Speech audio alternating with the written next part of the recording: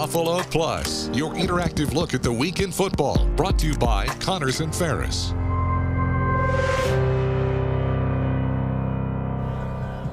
Look at those Buffalo Bills getting ready to start the season. Yeah, see, the bickering Bills are back, right?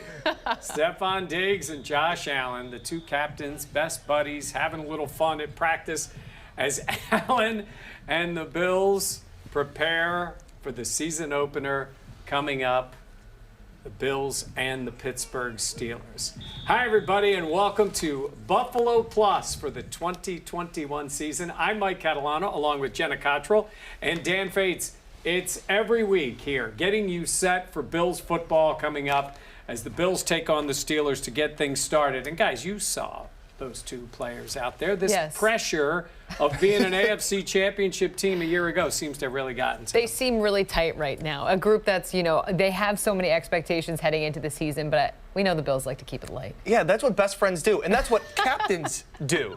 And this is what it is. And to see Josh Allen trying to continue to elevate himself. Last year, MVP caliber season, came up second. Now it's the pressure, Mike, of doing it again. Yeah, and look, Josh Allen knows what he's facing. This whole team does. And a lot of times they will discuss the expectations and talk about the way they want to handle things. I think if you look at the way this Bills team is built, with all the continuity coming back from last year to this year, I think you can look at them and saying they are prepared for what's ahead of them. Well, this week, both Josh Allen and Sean McDermott were asked about those big expectations and how they plan on handling that, starting with the Steelers on Sunday. We've got lofty goals. It don't matter what anybody else says about us or what we're going to accomplish. Like it's ultimately up to us and what we do on the field, and we're excited to get out there on Sunday. That's a goal, right, of every year get better, every year defensively get better, every year offensively, special teams get better. Every year I got to coach better than I did the year before. That's the right mindset. That's the growth mindset we talk about, and that's also an accountability to one another that we have to have as a good team.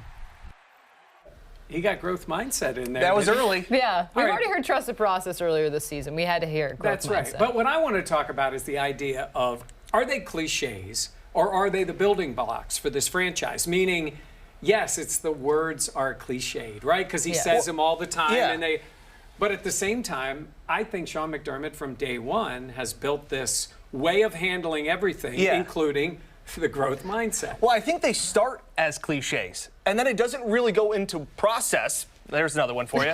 Until you start to win. And when you start to see that, then I think they become the building blocks of what the team can really stand for. But I think you can be a 4-12 team and talk about growth mindset, all those things, and it doesn't mean anything. Now where they are AFC championship contenders, I think it means a lot. And you know Sean McDermott is so specific about his messaging. Like, you know everything that comes out. At first it was, you know, playoff caliber. Then it's championship caliber. It's always been trust the process. It's always been the growth mindset as his Bills continue to build this thing out. But that is something that you know Sean McDermott talks about so much. And another thing for this team now this year, though, is taking that next step. Especially when you look at this team, how high those expectations are. I think of that step, and I think, you know, it's a small step for the Bills, a giant step for Bills Mafia, right? Yeah, if you think bigger of it for that them. way. Well, only because they've already made it to the AFC Championship game, and they had a dominant offense. Now, Jenna, when you look at this offense and what they have built, the question is, man, they were awful good last year. So good. What about in 2021? Do they take a step back? Do they take a major step forward? Well, that's the thing that we're going to have to look and wait and see. But because of the talent on this team, look, we know Josh Allen and the expectations we have for him going forward. And there's so many weapons. Stefon Diggs, Cole Beasley, the Bills bringing in Emmanuel Sanders as well, Gabriel Davis, as well as the running game. Dan, but we got to talk to Cole Beasley this week about what he thinks and what he's preparing for and what he's hoping for as the Bills get ready for the start of the season. You know, we come out there with the mentality that nobody's going to stop us and we're going to score. You know, I think that confidence has, you know, built some last year and even the year before, but even more so this year. So, you know, we don't hope it'll happen. We expect it to. So I think that's the difference. And but it's easier said than done. You know, it's easy to do in practice. You got to carry it over to the game. And it is so much easier said than done. But talking to Cole Beasley, he's spent some time in the league. We obviously know this is a veteran guy. We asked him, is this one of the most talented teams you've been on? And he's like, yeah, this is the time as well. But this is also that different dynamic of doing that with pressure. They love to be the underdog, be the team that nobody's thinking about and surprise people. They're no longer going to surprise people. Beasley said it best. Like, all of this confidence has been built over time. It goes hand in hand with the pressure they're going to deal with now. Yeah, and what I think about, and it was interesting to hear him say that about, we don't hope to do it, we expect to do it. So I think it's a combination of things, of raised expectations, but also the idea that, they have a reason to be confident. And part of the reason they expect it, and again, like you mentioned, the continuity. It's the same guys back, talented players. Yeah. You know, for many years, the Bills didn't bring the same players back because they didn't want the same players back. They weren't good enough to bring back. Yeah, but also now that. they do. So you think about that offense, what that team's going to look like hitting the field on Sunday against the Steelers team that's looking for a little payback, what the Bills did to them at the end of last year during the regular season and beat them. One of the guys on the Steelers that is really good is going to be a guy they know they're facing. Now, Dan, there was some talk of whether T.J. Watt was going to play because of his contract. And it sort of was trending. I think he's going to play. Yeah, I think after today, we know it's pretty sad. Signed a 4-year, $112 million contract, 80 of it guaranteed. He's the highest paid defensive player in the NFL right now. But there was a lot of drama going in and around training camp that T.J. Watt wanted a new deal. He would practice, he would participate, but he would only practice in individual work. Yeah. And then as soon as the team would go into their work, he would sit off to the side. I'm going to do that. Yeah. That's You what do she that does now. That's what we call Jenna Cottrell. That's what it is. He's a star, though. Yeah. Well, but it is interesting just the dynamic of the way things are going for the Steelers. I see the Bills all rowing the boat together. Yes. Right? For the most part, that has For the been most the part. case. Yes. I mean, there have been some hiccups this year. Yep. We know the COVID thing has been a minor issue Correct. internally with the players. But to hear Ben Roethlisberger, go all in on pay the man, and then they do pay the man. I guess that's good in some ways for continuity. Maybe the general manager isn't too thrilled that the quarterback is spending the money of the team that way, but that's what they're doing. That's when we're talking about the Steelers' defense against the Bills' offense. What about the Bills' defense and how they're going to match up this week and for this season? When we come right back here on Buffalo Plus, look at this young fella. Yeah, high school player. In a different position, you'll hear from the Bills All-Pro and what it was like growing up a quarterback when we come back on Buffalo Plus.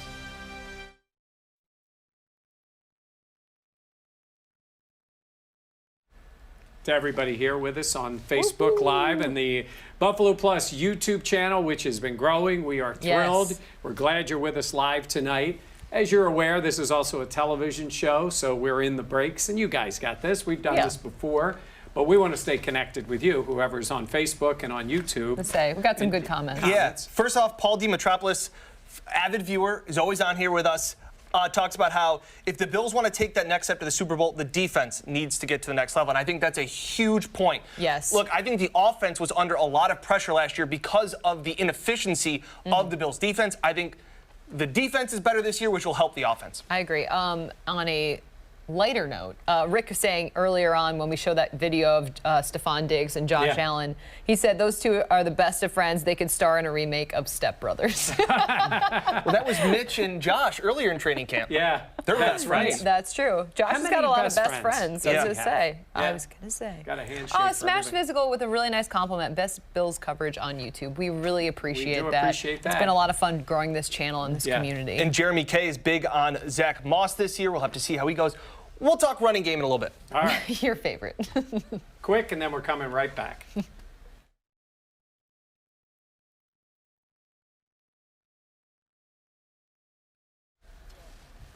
Oh, there's Tre'Davious White getting ready for another season with the Buffalo Bills. He's gotten paid. He's an all-star, an all-pro, and one of the leaders of the Bills. Really the beginning of this trust the process area for the Bills, the first draft pick since Sean McDermott and then Brandon Beane arrived. Hey everybody, thanks for being with us on Buffalo Plus. Mike Catalano, Jenna Cottrell, and Dan Fates. You see Tre'Davious White there, Dan, as that all-pro star cornerback. Yeah. But that's not the way it all began. Not so fast. Yeah, Trey White has not always been the cornerback that you may have thought. So I caught up with him and sat him down to take him back down memory lane. And this is what we had to show you. Bills fans know Trey White for this. And that's going to be picked off. That's White again. And this. Tre'Davious White. And this. You know, stopping quarterbacks. But it wasn't that long ago that he was the quarterback. Yeah, I tracked down White's highlights from his senior year at Green Oaks High School in Shreveport, Louisiana, and sat him down. I think this probably black and white at this point. You got some behind-the-scenes footage. Look at that. I was nice with it in my hands. I just had a feel for it. And even his teammates couldn't believe it. No way. I could play a little bit. No way that's Tre'Davious. How could you not love that face, though? Look at Tre'Davious. I threw for more yards than I ran for, so you can't just say, just take his legs away. Look at him, move the pocket, pump fake. Where you going with it? Oh, he's throwing deep. Tubbies! White only won 11 games in high school, but says being switched to quarterback his junior year gave him a chance to showcase his talents and get out of Shreveport. I'm up at 6 a.m. doing ladder drills out in front on the sidewalk in front of my house. And people looking at me crazy like, what the hell are you doing? But they don't know I got a different vision in mind of where I want to be, so I'm going to do whatever I have to do to get there. And he got there. The Buffalo Bills select Tre'Davious White. And that is why he was so emotional last season after signing a $70 million extension. People where I'm from, they didn't really think that they could really do it until they saw what I signed for the other day. That gave my whole city hope. It just brought me back to those times where, you know, people didn't see it, but I did. Yeah, and it was that vision in Shreveport, Louisiana, when he was making plays as a quarterback that brought Trey here to Buffalo to make plays to stop him.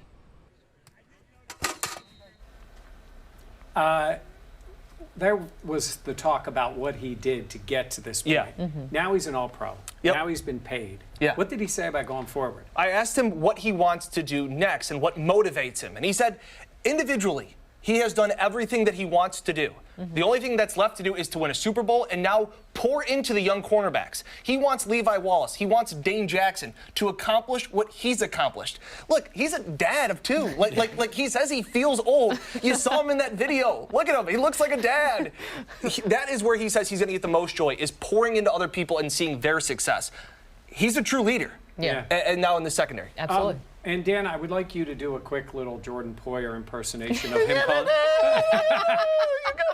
It was like Tony Romo, basically, is what it sounded like. It was great. It was. He made the story, too. He did. He did. And he's That a good video. sport about it. Yes. That video of Trey in high school. Look at that face. Oh. I love that face. Spectacular. Look, he's one of the leaders of this defense, and this defense has their work cut out for him again this year. Now, they were good last year in spots. Like, they need to be better. We know they've worked on the pass rush. We know they've worked on trying to become a better, more dominant defense if they can get it done. MICAH HYDE is one of those leaders on defense. Now, HYDE is a little fired up these days. He and his family just had another baby. Yeah, and I think that's put into perspective how the time might be now for MICAH HYDE as well as the rest of the Bills. We just had another baby girl the other day. So, not another baby girl, a baby girl the other day. So, you know, I'm up in the morning, you know, getting the milk hot, and I'm feeding her, and I'm coming in the building already up for a couple hours. So the young guys are probably gonna get tired of me soon because I'm motivated, I'm ready to go. I'm on a mission. I wanna do whatever I can to help this team win a championship. MICAH said he's old and cranky now. He's talked about that as well. My favorite guy now on the team. Mike? Well, you know, even when I was young, I was cranky too. So I was You've just grown into it. No, but I like what he said because, you know, when Bruce Smith was in at camp a few weeks ago, what he talked to the players about was the window. He said this window's open and this is your time now. Now, back in that day when that window was open, they went through it 4 times to get to the Super Bowl. Yeah. But you just don't know. You don't know what's going to happen. And I think that's part of it, this pressure. There are a lot of people in the national media now that are picking the Bills as their Super Bowl winners and things like that. You also need to have that internal pressure. That's the good kind of pressure that you want. That's the one you listen to. And that is where I think this Bills team, some of those older veteran guys are like, hey, now. Because they know when they look around the room, they see the talent that's there. And that's something that a guy like MICAH HYDE, he's entering. Star said it too. Star said it too. Cole Beasley's talked about it. Stephon Diggs. These are guys that have been in the league, and they know that talent like this doesn't come around And often. I just want it on the record, what they're referring to as older guys are their age. So just so you know that. So no one is your age, though, so it's okay. I'm not playing. We're taking a break. Speaking of which, my mic drop is coming up next, and it's on the Patriots, and it's on the AFC East when we come back on Buffalo Plus. All right, you guys watch it. How many age things with these two? Okay. Really? I couldn't relate, though. The only thing I could relate to Micah with having the baby, getting up and doing those things. And being cranky? Yeah. Not as cranky as you. That's true. Also, you were the one that brought up the age thing. It really is. You teed us up for that. Yeah, I really did. Yeah, you really did. A bunch of comments here on Facebook talking about the Trey White story, just not knowing that he was a quarterback in Louisiana. Yeah. That was a big thing for him. He didn't know his high school team wasn't very good, but going to play quarterback gave him a chance to be recruited, go to LSU, get the contract extension. Like, it all kind of went from him just being a quarterback, showing off how talented he was. And speaking of showing off his talent, what did you notice right away watching him on the field? He runs. He ran exactly the same way. He goes, nothing's changed. He goes, except a couple pounds. That was it. And his shoulder pads are smaller. He had those big shoulder pads. Yeah. That video is so good, too. Mike played with leather helmet.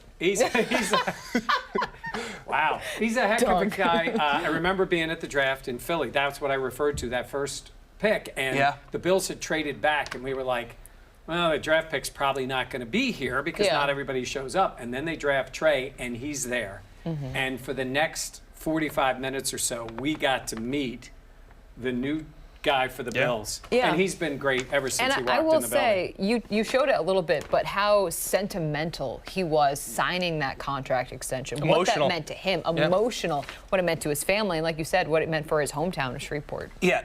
Poverty-stricken Shreveport, Louisiana. I don't know if you can say that enough and what that meant to him to get out of it and to provide for his family. And to show that, like, you can do it. He was able to accomplish his dreams, and he just talked about how important that was. All right, if you want to see the story again, it's on the Buffalo Plus YouTube channel. We'll be right back after this.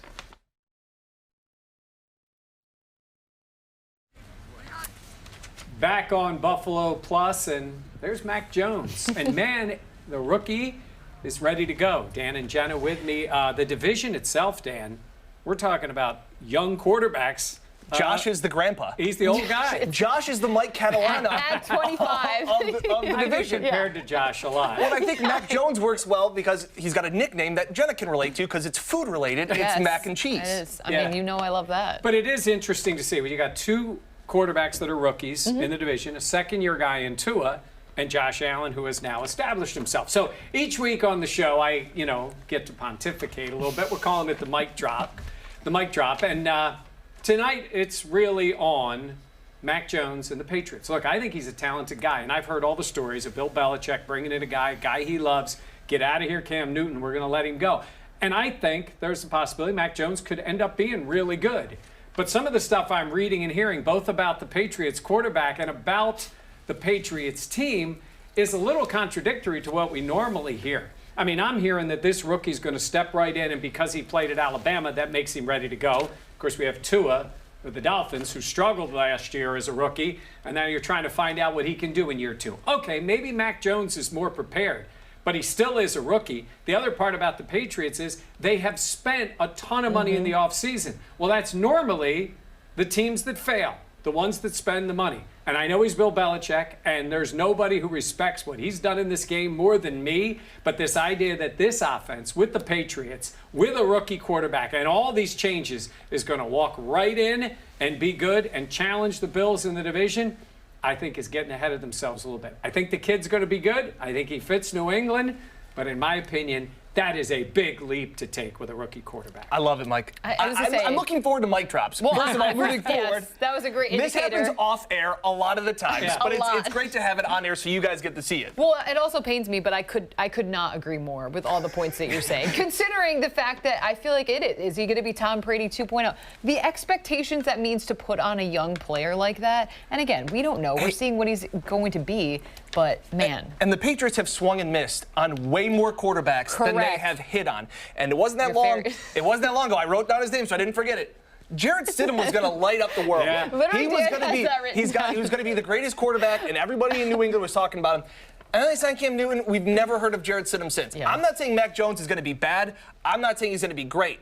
We don't know yet. Yeah. But to sit here and say that, watch out Buffalo, I don't buy it yet. Yeah, that's it's a leap to take, and that's why I say I think he's talented. I think he could do well. But, man, it's tough for rookies. Not just to play well, because we've seen that happen, but to play well and win in the NFL is a tough thing. Hey, we're thrilled to have Connors and Ferris as our sponsor for Buffalo Plus. Big supporters of the Bills, big supporters of what we do here for you. Greg Connors knows this team, has some insight on the team, got a chance to talk to the Bills sponsor about what he thinks about this upcoming season. Keep in mind, he's a guy that picked the Bills to win 13 games last year. Here's what Greg had to say.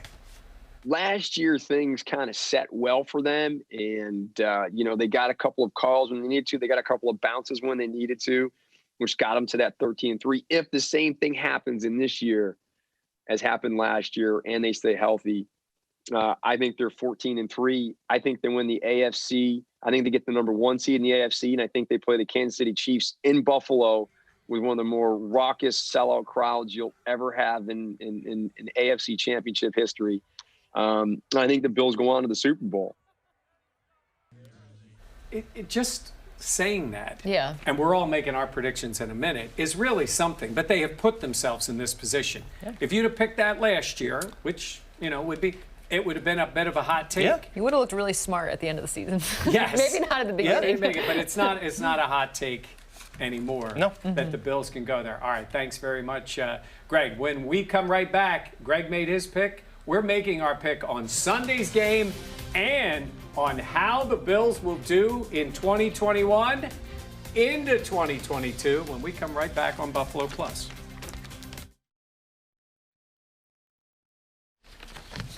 All right. Great. So I want to know how many people out there are picking the team to go to the Super Bowl. It is something. When it's your team, but when it's your team, I wonder if fans, I'm curious what they say. Do you feel like you're jinxing them a little bit if you pick them to go to the Super Bowl? Well, that's fair. First of all, I feel like Bills fans every year say the Super Bowl or bust. I don't think so. I disagree. I feel like they brace themselves for disaster. Okay, they brace themselves for impact, but the hope is, I should say, the hope is obviously always the Super Bowl. Yes, it is, that every team hopes for that. Let's be honest. For many years, this team was just hoping to break the drought. Correct. And get in the playoffs. Hope to have a winning record. Winning record. All those things. Beat New England once. All those things going on. A couple comments here on the YouTube page. Rick Rorick saying that if it wasn't for the stupid Hail Mary, we would have been 14-2, which is very true. That's very true. And there are also a couple of games, if Cam Newton doesn't fumble, maybe they're 12-4. That's the way that's how close these games are. I will say, though, I think that Hail Mary loss, I know they went into the bye week after that, but I felt like that was a good time to lose. It was before the end of the, that's fair. That helped the team kind of get refocused and settle in, I feel like. And even in a loss, Josh Allen had a great drive that gave them the lead. Oh my gosh, that touchdown to Stephon Diggs was insane. And then they made that play. But it was against an NFC team. It's just on the road. That's what we're going to be looking for this year too. Yeah. It used to be lose and panic because they had no margin of error. Yeah. They created a little one. Now again, you could say you want the 1 seed and all those things that go with it. So we will see how they end up. It's a long way to go with a 17-game season. Coming up this year. All right, again, very quick, and then we're right back here on Buffalo Plus.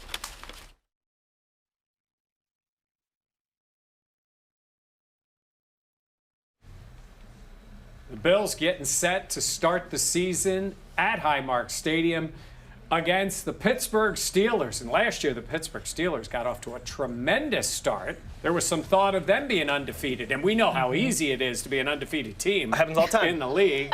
But at that time, then they started to falter a little bit at the end of the year, and the Bills handled them in a Sunday night home game. Well, now they get the Steelers again. So what we're going to do here and every week on our show is predict the game, but something a little extra for this week is we're going to predict the game, and we're going to predict the season. Now, looking back to last year. Doesn't matter. I believe Jenna had them going to the AFC Championship. Oh, yes. And you did. Yeah. Now, I did have the most games right during the regular season. And we need to look at the tape. No, it was me.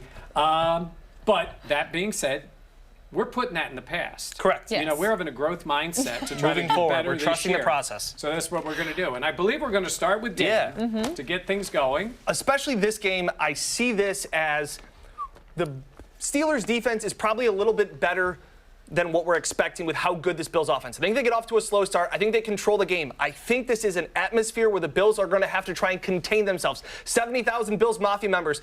Brian Dable said they're going to have to compartmentalize this. I think the Bills get the win. I think it's convincingly. I think it's 27-17.